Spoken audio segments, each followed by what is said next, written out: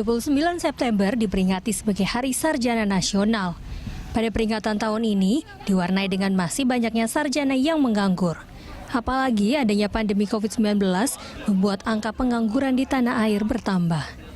Data Badan Pusat Statistik atau BPS mencatat jumlah pengangguran terbuka di Indonesia mencapai 8.700.000 orang pada Februari 2021. Jumlah ini meningkat 26,3% jika dibandingkan dengan periode yang sama pada tahun lalu. Sementara jumlah pengangguran untuk level pendidikan perguruan tinggi mencapai 1 juta orang. Menteri Ketenagakerjaan Ida Fauziah mengungkapkan jumlah pengangguran di Indonesia justru didominasi oleh orang yang berpendidikan tinggi. Terdapat 56% orang yang bekerja merupakan orang yang berpendidikan SMP ke bawah. Sementara orang yang memiliki pendidikan tinggi setingkat SMA, SMK, perguruan tinggi, dan diploma justru banyak yang menganggur.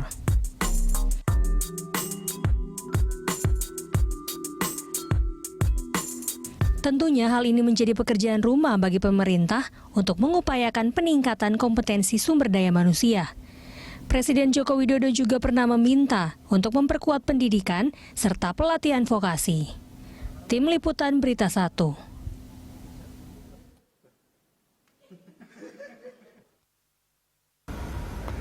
Jumlah pengangguran di Indonesia masih terus bertambah. Angka pengangguran di tanah air justru didominasi oleh orang yang berpendidikan tinggi. Kenaikan angka pengangguran disebabkan krisis ekonomi akibat pandemi COVID-19.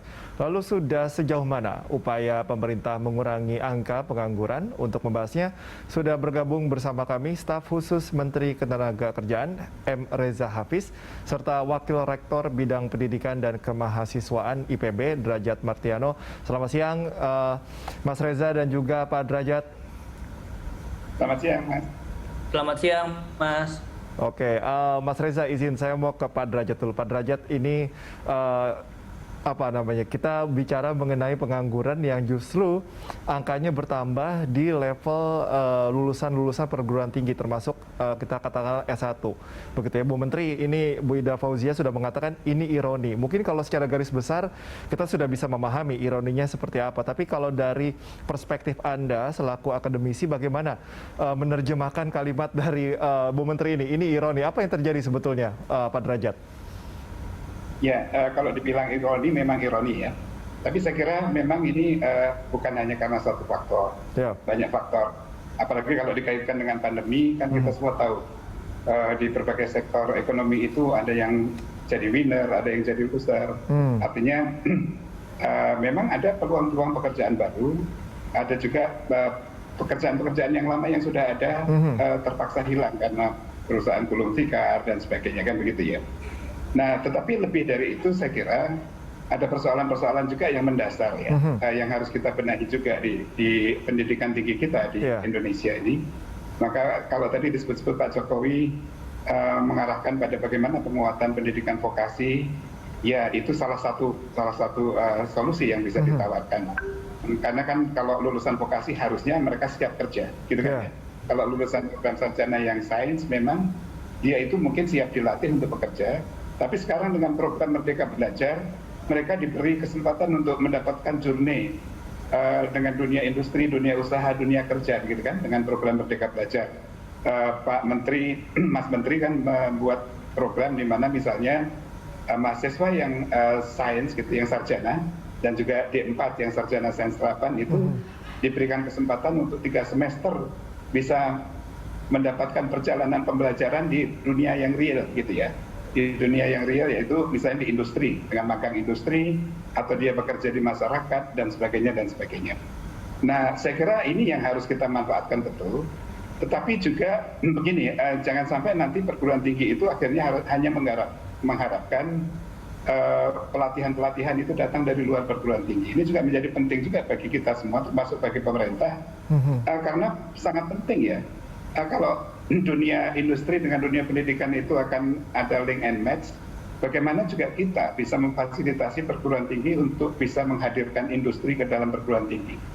Maksudnya seperti apa? Misalnya kita harus punya fasilitas-fasilitas yang memang setara dengan fasilitas-fasilitas yang dimiliki oleh industri misalnya. Jadi menghadirkan industri ke dalam kampus itu juga penting. sehingga mahasiswa ketika mereka belajar di dalam kampus itu sudah sesuai dengan yang dibutuhkan oleh industri, fasilitasnya, laboratoriumnya dan sebagainya. Ketika mereka keluar, ya langsung match gitu ya. Nah, jadi bagaimana kemudian perguruan tinggi harus berpartner dengan industri, dengan dunia usaha, dunia kerja, itu saya kira juga menjadi syarat utama supaya ada kesempatan bagi mahasiswa ke industri, ada kesempatan bagi dosen ke industri, ada kesempatan bagi teman-teman yang di industri juga menghadirkan industri ke dalam kampus melalui pengalamannya, melalui proses pembelajaran. Tapi itu saja tidak cukup, suasana industri juga harus bisa juga dibawa ke kampus dengan fasilitas-fasilitasnya. Nah, itu yang sedang kami coba. Kalau saya berbicara pengalaman di IPB, kita sedang mencoba untuk membenahi fasilitas-fasilitas. Jangan sampai juga fasilitas di dalam kampus atau SMK begitu ya, itu tidak match juga dengan yang digunakan di industri.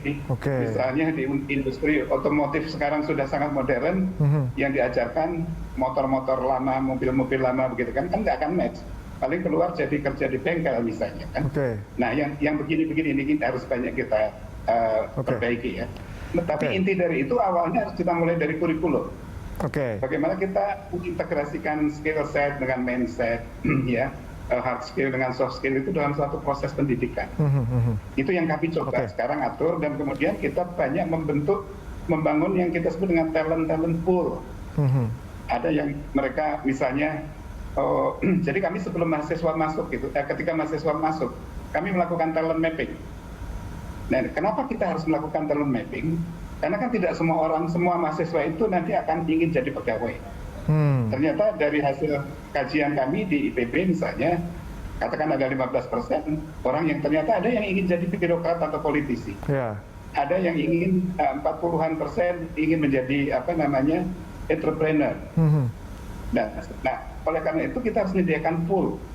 Ada talent pool. Jadi kita punya, ada sekolah kopi, ada sekolah CEO, ada sekolah macam-macam di IPB, sekolah kewirausahaan dan sebagainya, sebagai bagian yang tadinya itu ekstrakurikuler, sekarang kita tarik menjadi bagian integratif dari kurikulum. Itu kira-kira yang kami lakukan ya. Lagi sebetulnya.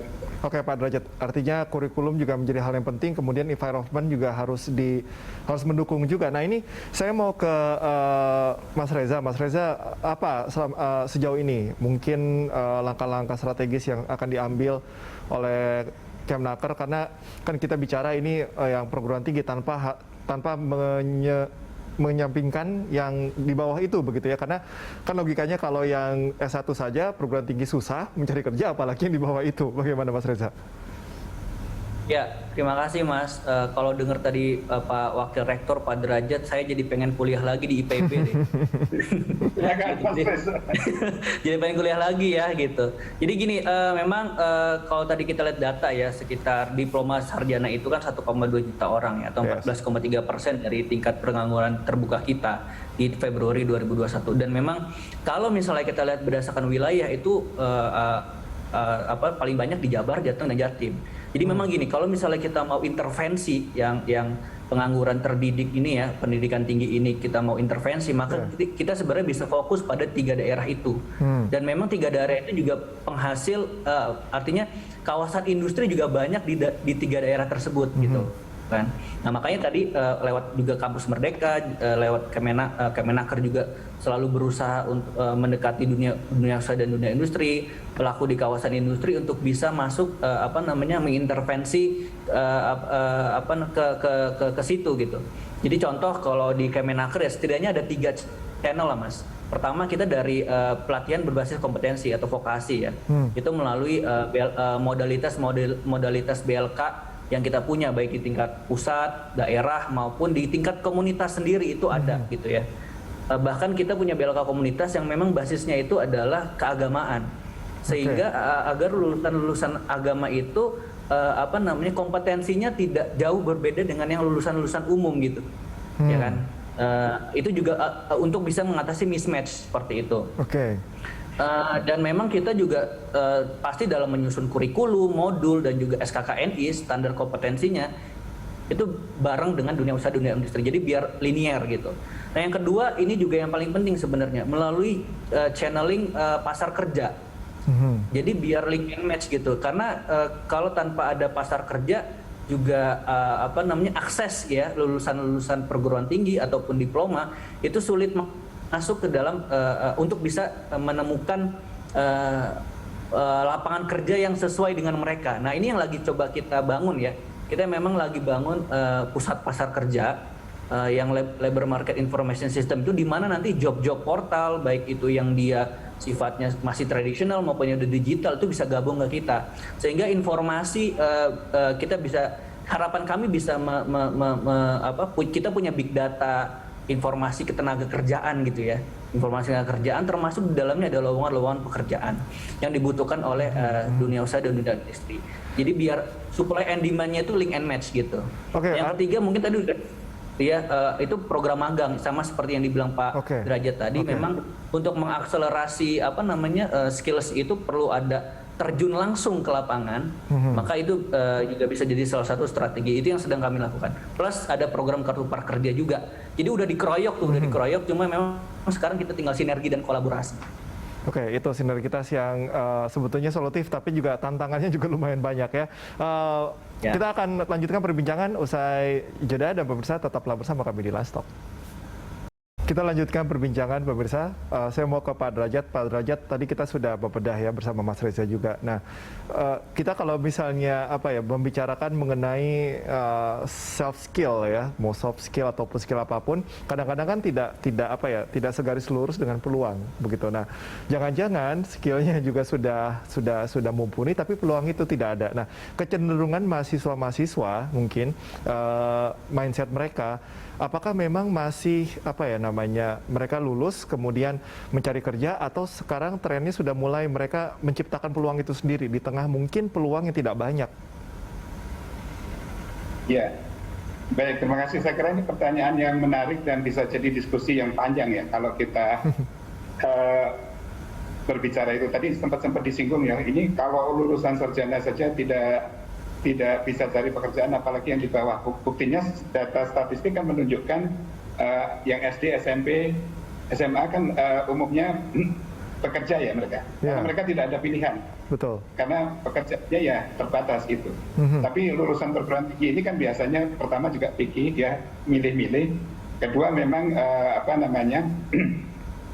ya dengan tingkat pendidikannya ini pekerjaan-pekerjaannya khas. Nah, sekarang terkait dengan tadi ya pertanyaan bentar, saya kok jadi agak lupa pertanyaannya. Mengenai peluang tadi. Bagaimana, Mas? Mengenai peluang atau mengenai mindset para mahasiswa saat ini? Ya, ini saya ingin kembali lagi ke bagaimana kita seharusnya menyesuaikan dengan kurikulum kita ya. Kita semua bahwa abad 21 itu, apalagi dengan revolusi industri 4.0, kan banyak pekerjaan-pekerjaan lama yang memang hilang, pekerjaan-pekerjaan baru muncul. Sehingga perguruan tinggi juga harus menyesuaikan dengan itu dalam kurikulumnya kan. Jadi skill yang dilatihkan kepada mahasiswa itu tentunya adalah skill abad 21. Karena kalau tidak akan match dengan Iduka tadi kan gitu. Nah, oleh karena itu bahkan kemudian muncul banyak pro kontra ketika misalnya Google dan sebagainya menyampaikan tidak perlu sebenarnya itu misalnya kan pendidikan sampai begitu panjangnya, cukup orang memberikan kursus dan sebagainya. Tapi kan mungkin tidak sepenuhnya benar seperti itu juga. Nah, jadi dalam konteks kita mengembangkan pendidikan tinggi sekarang ini, saya kembali lagi dari pengalaman kami di IPB ya.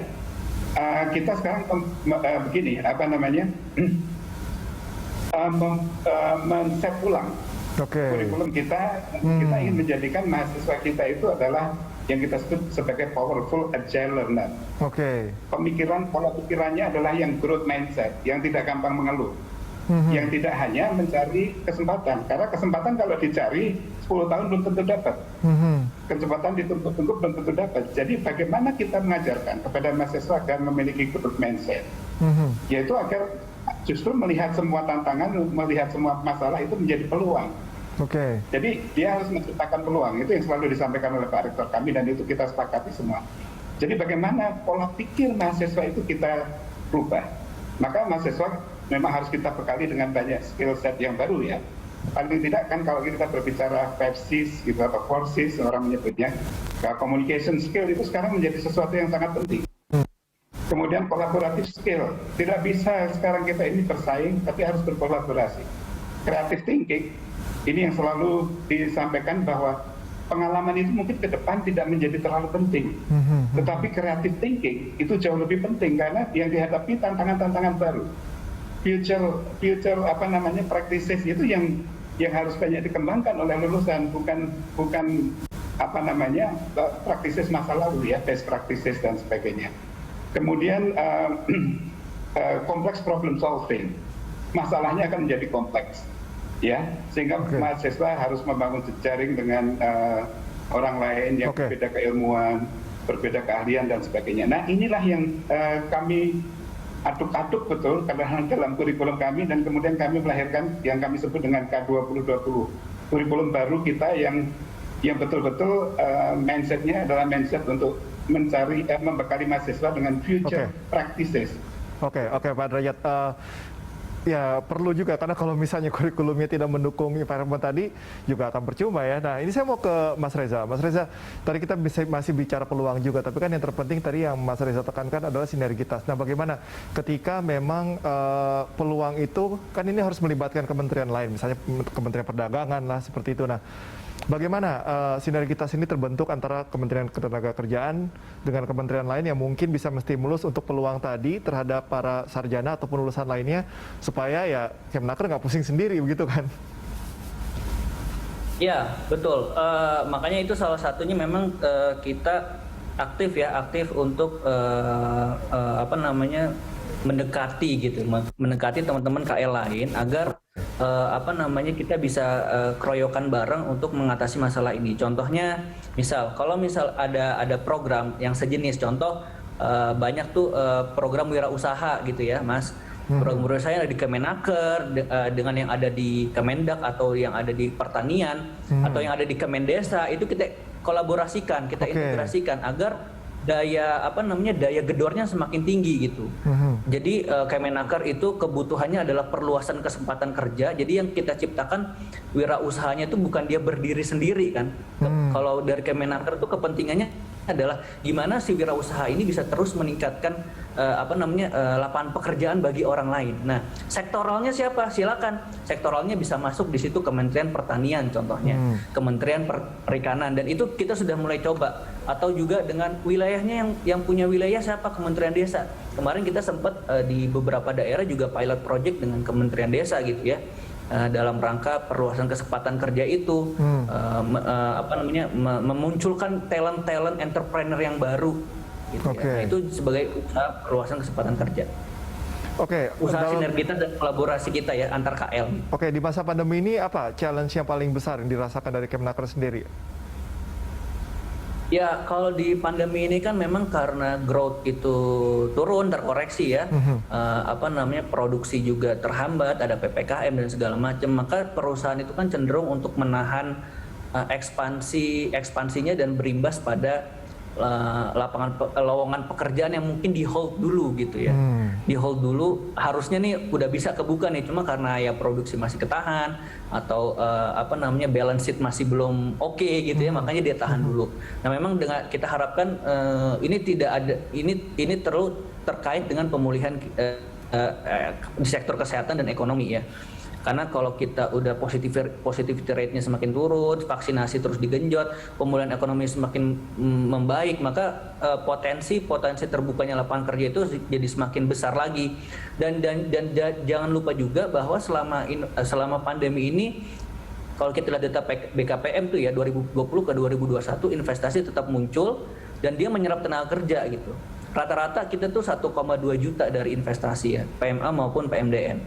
Dan di kuartal 1, kuartal 2 2021 ini aja ada sekitar 600 sampai 700 ribuan penyerapan tenaga kerja dari investasi. Nah, itulah yang kita harapkan recovery di ekonomi ini juga nanti pada akhirnya akan menyerap tenaga kerja lagi, dan khususnya memang di lulusan-lulusan di pendidikan tinggi. Dengan adanya pelonggaran saat ini di berbagai sektor, sudah ancar-ancarkah Kemenaker melalui target untuk penurunan, misalnya mereduksi pengangguran begitu? Ya mudah-mudahan sih kalau kita lihat kemarin aja dari data pengangguran terdampak COVID gitu ya Mas ya, dari Agustus 2020 ke Februari 2021 aja kita bisa lihat ada penurunan sedikit, hampir 1 juta orang, 940.000 orang lah ya. Kalau kita bisa kejar kuartal 2 kemarin 7,07%, kuartal 3 meskipun pertumbuhannya nggak terlalu tinggi tapi masih positif, kita harapkan sih berkurang lagi gitu ya. Syukur-syukur pengangguran akibat COVID-nya itu bisa kurang dari 1 juta orang gitu. Dan kalau kita lihat memang kan tidak semua sektor ya yang terdampak. Contoh sektor IT itu justru growth-nya tinggi. Sektor kesehatan, sektor pendidikan. Nah sekarang bagaimana kita menyiapkan supply labornya itu yang sesuai dengan kompetensi yang dimau oleh sektor-sektor yang naik tadi gitu. Oke. Tadi juga kita bicara mengenai perubahan kurikulum. Ini akan sesulit apa? Harus dimulai dari mana untuk mencapai SDM Indonesia yang bisa bersaing di tingkat global ke depannya. Tapi kita akan membahas itu usai jeda di segmen selanjutnya, dan pemirsa tetaplah bersama kami di Lunch Talk.